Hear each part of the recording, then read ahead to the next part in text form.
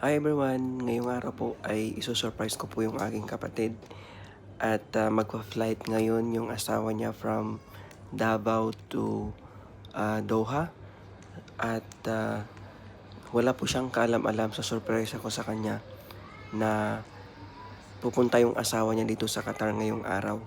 So, magugulat siya at mabibigla siya.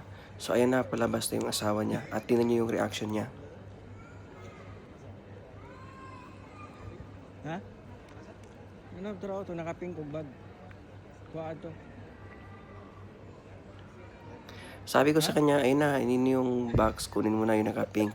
Hindi niya alam asawa niya pala. At tingnan niyo yung reaction niya kung ano yung gagawin niya.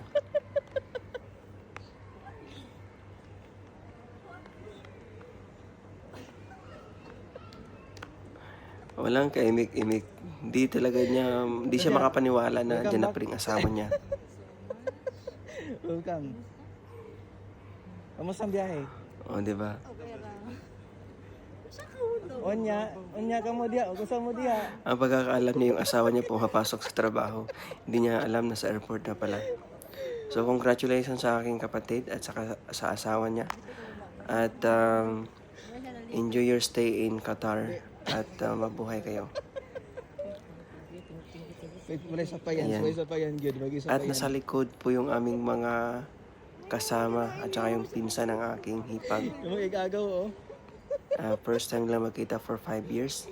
At saka yung kapatid ko naman first time lang magkita for after wedding 1 year. Gani, wako lang short gani.